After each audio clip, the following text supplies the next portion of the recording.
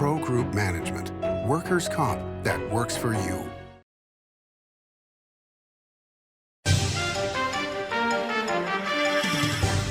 Welcome to Nevada Newsmakers, coming to you from Las Vegas. On the broadcast today, Jessica Hill, the political reporter for the Las Vegas Review-Journal, here for the whole show on an all-new Nevada Newsmakers. Nevada Newsmakers Goes to Washington is brought to you by Pro Group Management, workers' comp that works for you. NV Energy. NV Energy proudly serves Nevada, providing electricity to 2.4 million electric customers. The Nevada Mining Association, mining a better future for Nevada. And University Medical Center of Southern Nevada, offering the highest level of care in Nevada. We're in a book club. It's a fun group. But Sam Brown's part of a different group. The extremist movement with a far-right agenda. Sam Brown said he wanted to repeal the Affordable Care Act, denying coverage to people with pre-existing conditions. Brown supports letting states ban abortion. And he was even caught saying he admires a plan that could phase out Social Security. We've got our friends. Sam Brown has his. He's too extreme for Nevada. Wynn Senate is responsible for the content of this ad.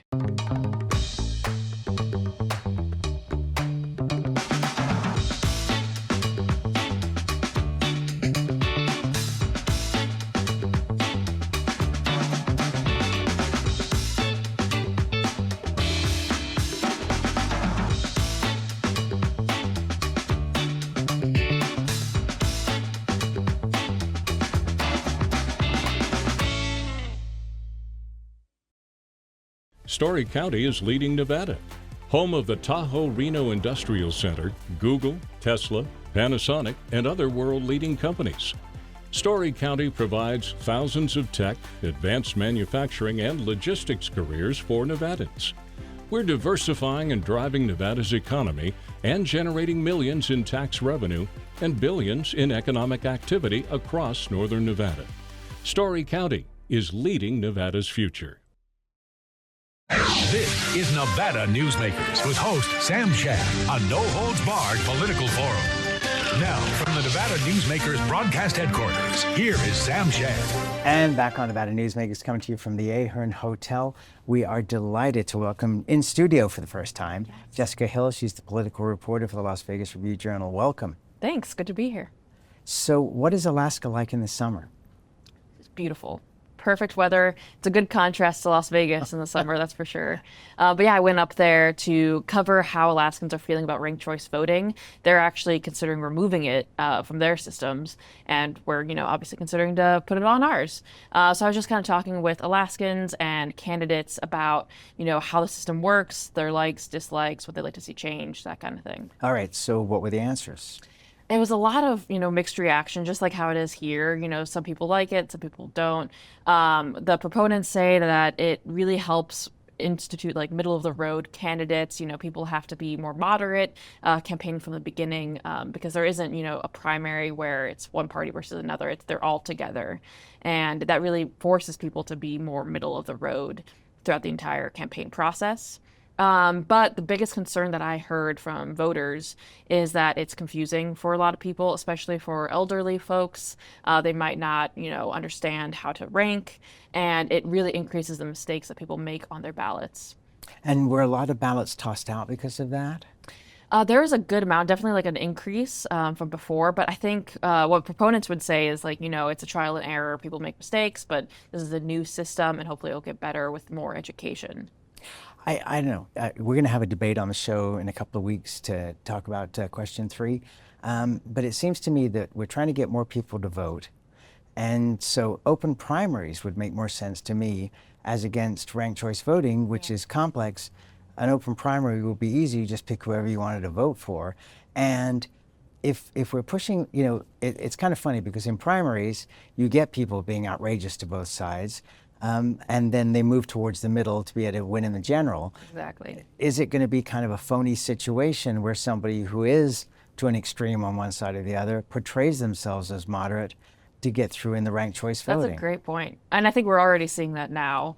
I don't know if the system would change that necessarily, where people do appear more moderate in order to get through, and then once they get elected, who knows what they'll do. But that was actually a good point that proponents had brought up too, was what really stood out to them was wanting open primaries, and then ranked choice voting was just kind of something to like be attached to the main thing that everyone wants. And I think you're seeing that here in Nevada. Like a lot of the ads that we're seeing really focuses on the open primary aspect, you know, having a lot of nonpartisan voters being able to participate for the first time.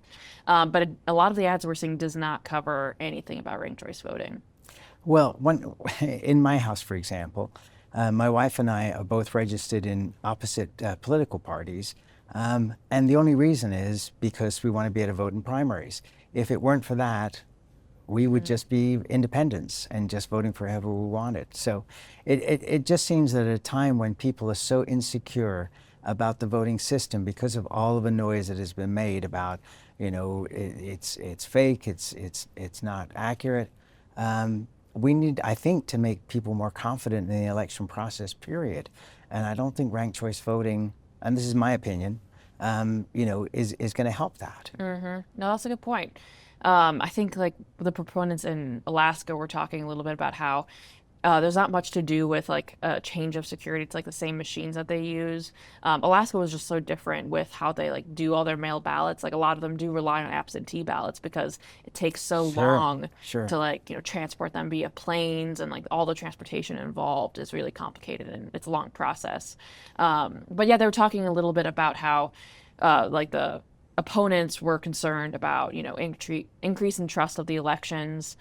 There's already concerns like what you were talking about, and how it's just better to like make it more simple to increase that trust. You know, one of the things I don't understand is, you know, for people that are stirring up, you know, because you look at Secretary of State, all the registrars of voting, they all say that things, you know, there's a normal amount of problems, but not anything that, you know, would change anything. And it seems to me that there would have to be this vast conspiracy of every judge, every sheriff, every DA, every police officer, every court, for this nationwide conspiracy to be accurate. Of course there are going to be problems. Of course there's going to be some fraud, but it's minuscule, and that's what we kept being told over and over again. And yet the public now, because of all this noise, just it's very uncomfortable about the situation. They don't want to mail things in. They want to go there and vote in person, which is fine by me. But it just seems that we have to have a public relations campaign over the next several cycles to make people feel comfortable, go and vote, and it is secure. Right. Yeah. I think that there's a group called the Democracy Defense Project with former Governor Sandoval. Yes. And their whole point is to like try to increase the trust in elections. And I know Secretary of State Aguilar has been trying to really accomplish that as well, just being more transparent about, I think he launched something about like how they're investigating cases of election fraud, just all the claims that people send in, and then, you know, releasing a report about how many, you know, went through the process with the AG's office. And I think that has hopefully helped people, you know, increase their trust in elections. Repair the vote, that seems to be going very well for them in terms of people having to show ID. I've said on the program several times, I'm fine either way. I'm comfortable with the way the system is right now. I go in, I vote, I sign my name, they match it. To me, it's all good. But I do understand that wherever you go, you have to show ID. I mean, there are political events that you go to with people who are campaigning against voter ID where you have to show ID to get in. Right. There's an irony here. What is the general sense that you're getting from the public? I mean, from what all I've heard, it doesn't sound like a big deal to people. Like, okay, why not? You know, just show my ID. I was talking with Secretary Aguilar about this several months ago now, and he brought up like an interesting point that I hadn't thought about before. But it's like, yeah, you could like, you have to show your ID to like buy alcohol. But alcohol is not a constitutional right. Voting is. So any sort of barrier that they believe could be in existence with voter ID, that's a barrier to your constitutional right, is kind of what he was saying. And I hadn't thought about it that way before. I thought that was an interesting point. He also had mentioned, like, you know, proponents of the ballot question bring up, like, you have to show an ID to, like, get on board a flight. And Secretary Aguilar was saying, like, actually, like, if you lose your ID, they'll work it out so that you could get on the flight. It was just, like, some interesting points that I hadn't thought about before with that. But the general consensus I hear is that it's not a big barrier.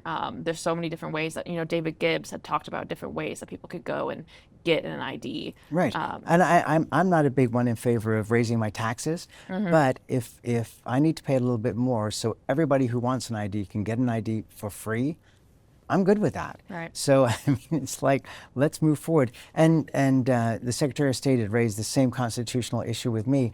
I just think that the public, at this point, if this ballot initiative moves forward the way it appears to right now because of the polling that we're seeing, that it's just not that big of a deal. And the public has kind of voted. It's the way they did with masks.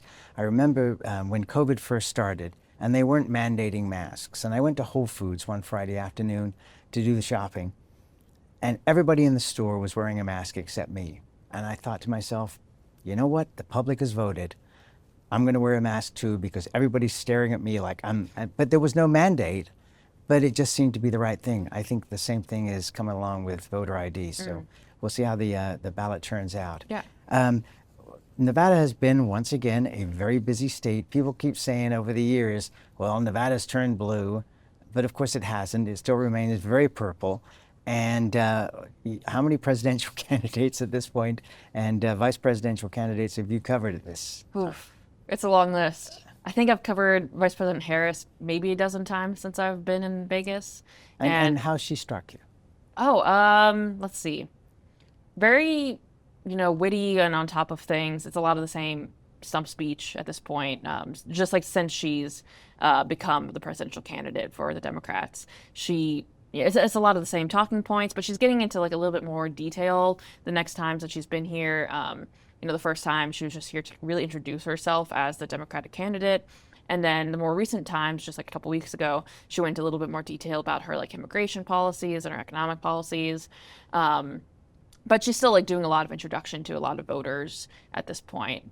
But yeah, I mean, it's been good. She's definitely given a lot more energy to the crowds. Like the shift when Biden was here versus when it was Harris is just night and day. It's just a higher energy and people are much more enthusiastic to vote for her than President Biden was. I was watching Tim Walz on Fox News Sunday last weekend as we're taping this.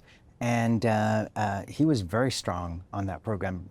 The host went after him in a very strong manner, but he responded very well. In some ways, I think that he was more comfortable in that position than the vice president was. Have you talked to him at this point? No, I have not. Both him and Harris have not returned a request for comment when they're in town. I have interviewed for President Trump and J.D. Vance. Okay, and your thoughts? J.D. Vance is super like charismatic. I think it's like a misconception in the media right now about him not being able to be like personable. He was really nice, really charming. We had a good conversation. It was only like 5 minutes long, but he seemed like on top of different issues as well. And same with former President Trump. He was very kind, and it was a pretty easy interview. Okay, so that brings up an interesting topic, which is that there are all these different perceptions of Trump. If you're a no-Trumper, you have one complete vision of him. But when people meet him, I mean, because you think about the good friends he has, for example, here in Nevada, leading citizens and business people in Las Vegas especially, they wouldn't be around somebody who was, on the fringe.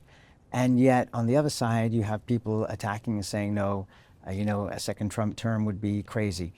But your experience appears to be more of this is a normal person.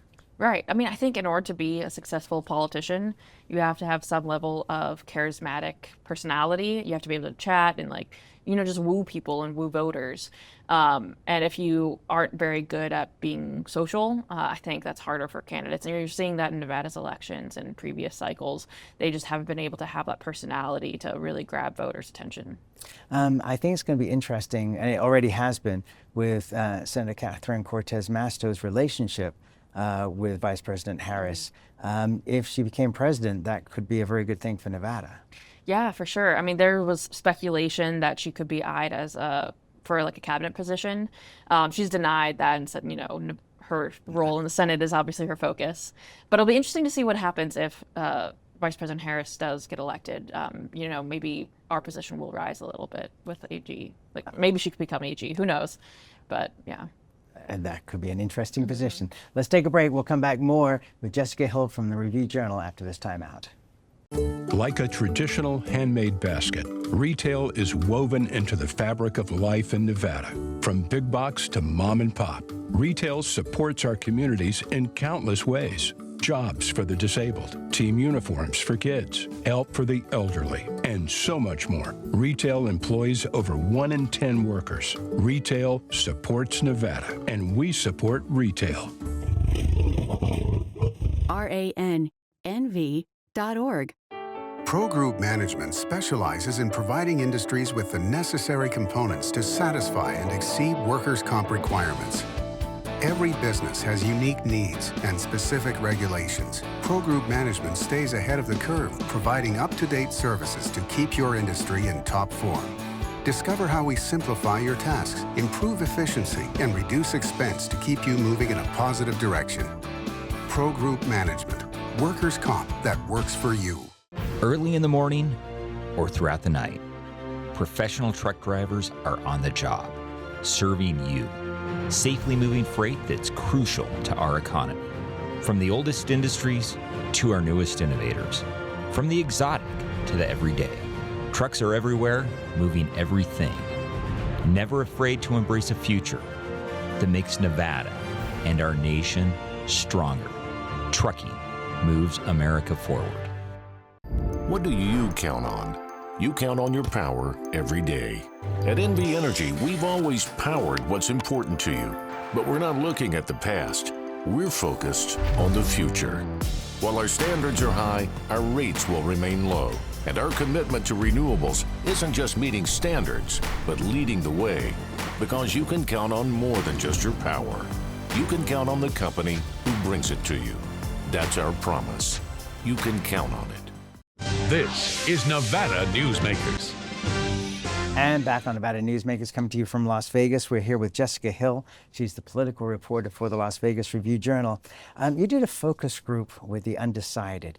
And the thing that always fascinates me is, and most people don't realize this, the undecided are the factor that makes the deciding choice in elections. They're the people that wake up on election day and go, there's an election, I got to vote. I wonder who's running.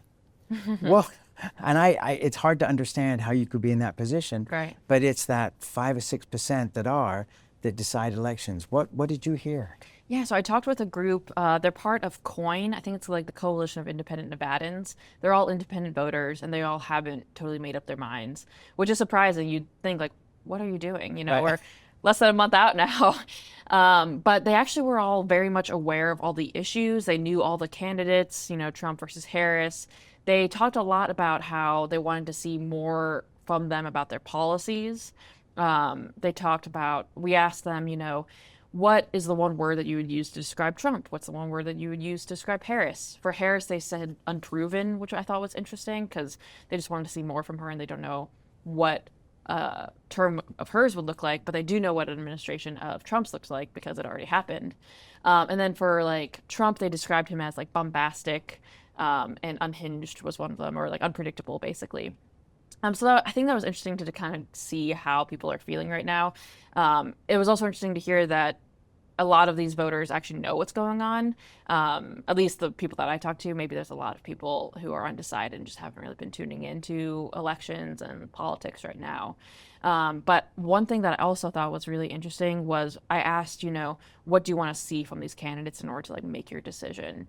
One was policy, you know, more policy proposals, more specifics on that. But another one was like wanting to see more humanity and humility and like vulnerability. They wanted to hear, this is where I struggle. This is my weakness and what I need help with and what I'm working on. Who are these people? I know. No, surprising. No, I mean, you know, that is the antithesis of running a political campaign. The last thing you want to do is show your weaknesses and your vulnerability. Exactly. So that, and then from a policy point of view, we have Google. If you really want to know those things, it's like you could do a little research. I mean, isn't that the most important thing, to read a wide variety of newspapers and different sources so that you have an understanding of all points of view? Exactly. It just seems like they're asking to be spoon-fed. Yeah. More. And I do think that the candidates are providing that information. You know, when Harris was here, she talked more about her economic plans and goals. Trump will be here on Saturday, and I think he'll talk a little bit more about his economic policies. So I think it is happening, and maybe they're just not tuning in as much as they should be, or wherever they're, getting their news from. I'm not sure. Were there Hispanic voters in that group, or potential voters? I think that there was one Hispanic voter. There were, it was a pretty diverse group, but a lot of middle-aged independent voters. It's going to be interesting to see this time around how strong the Hispanic vote is, and you can't put it all in one box. I mean, Hispanic means 30 different cultures, exactly. And so and there's also, I think, a feeling of people who have gotten here, are legal, that are saying as well, we came here the legal way. These other people should be coming the legal way. They're not necessarily going to be Democratic voters. They're not necessarily going to be Republican voters. Mm-hmm. They are there, to be sought after the same way everybody else is. But it's going to be interesting to see the influence, especially here in the Southwest, as their influence continues to grow. Anyway, let's take another break. We'll be back with Jessica Hill after this timeout. The Nevada Builders Alliance has been protecting the interests of the construction industry for over 50 years. Our programs save members thousands of dollars every year and allow them to provide much-needed benefits to their employees. Our industry also allows Nevada to grow. If you're thinking about a career in the construction industry, reach out. And if you haven't thought of a career in construction, what are you waiting for? We are the Nevada Builders Alliance.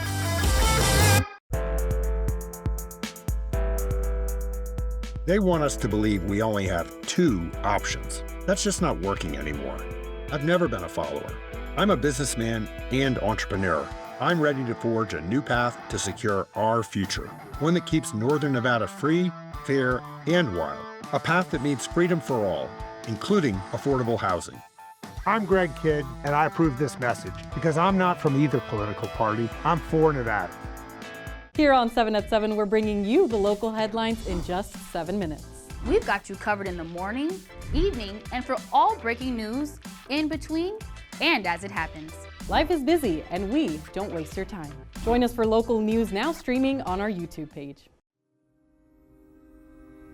Modern boutique Ahern Hotel and Event Center sits at the heart of the Las Vegas Strip. 2 floors of meeting and event space are ideal for groups and conventions. Stay in one of 200 luxurious rooms and suites. Brand your event throughout the property. Flexible event spaces make for easy planning and personalization. Take over the entire hotel with a full buyout option. This is Nevada Newsmakers. And back on Nevada Newsmakers, we continue our conversation with Jessica Hill. She's the political reporter for the Las Vegas Review-Journal. So the United States Senate race, where are we with that at this point? We're a month out. If things are getting pretty heated, they're campaigning way more than usual. I think things really ramped up after Labor Day. All the campaigns having events basically every weekend. It's hard to tell, what's happening right now. As you know, Nevada is really hard to poll, but polls do put Rosen ahead quite a bit. But it's difficult to say, how things will go. A lot of it is in the margin of error, and there's a lot of people who are still undecided in that race. At this point, do we have a debate scheduled anywhere? I believe this Thursday there's a Senate debate. Okay, and where would that be? Don't know. Oh, okay. Yeah. All right. I know it's in Vegas. Okay, sure. but not a good sign. And Yeah. and the lack of interviews that both candidates have done has been very disappointing. I've gotten interviews with both of the candidates on Right, locations, but pretty but short. you're the Las Vegas Review-Journal. Yeah. If you don't, then we're really in trouble. Yeah, that's true. Yeah. No, most of them have been pretty good about making themselves available. It's an interesting race on so many levels because, Jackie Rosen has, became a congresswoman, and immediately she became a congresswoman. She was running for the Senate. She won the Senate seat, but has not been particularly distinguished in her career, which is not surprising for a first-term senator. Sam Brown, failed in his first 2 candidacies, first in Texas and then in Nevada. There's a lot of money being put behind him, but not as much as is going behind Jackie Rosen, that's for sure. Right. Yeah, I think this race is interesting comparing it to 2022 with Cortez Masto and Laxalt. Both had like decent name recognition.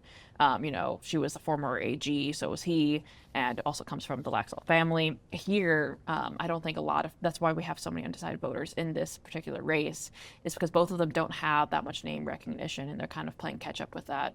Lots of ads about that, trying to, educate voters about who they are. And Rosen has really campaigned on abortion, claiming that Sam Brown would, support a national abortion ban, even though he has said he wouldn't. So it's been interesting to see what they kind of campaign on. He has, said that Rosen is a rubber stamp for the Biden-Harris administration, even though she's one of the most bipartisan senators willing to cross the aisle. It's just interesting to hear their kind of campaign strategies there.